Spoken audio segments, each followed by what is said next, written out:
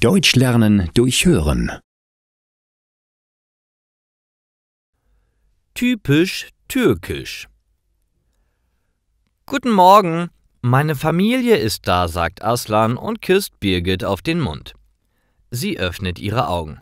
Jetzt schon? Ich dachte, Sie kommen erst am Abend, sagt sie verwirrt. Sie muss die Wohnung noch putzen. Es ist okay, ich habe geputzt, sagt Aslan.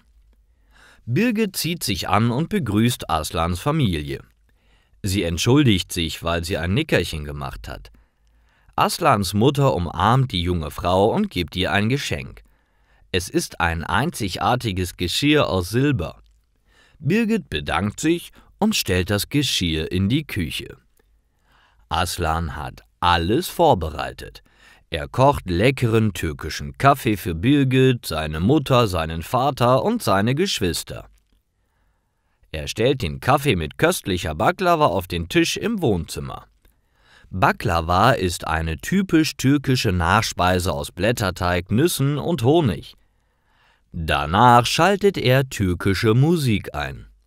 Die ganze Familie unterhält sich türkisch.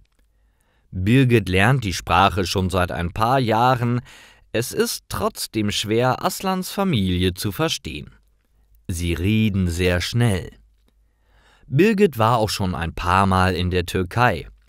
Sie liebt die entspannte Lebensweise der Türken. Auch ihr Essen schmeckt ihr sehr.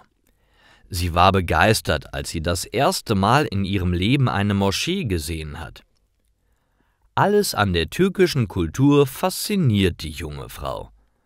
Aus diesem Grund hat sie auch einen Türken geheiratet. Aslans Familie bleibt bis spät in die Nacht. Sie lachen, singen und erzählen sich viele Witze. Es ist immer lustig, wenn Aslans Familie zu Besuch ist.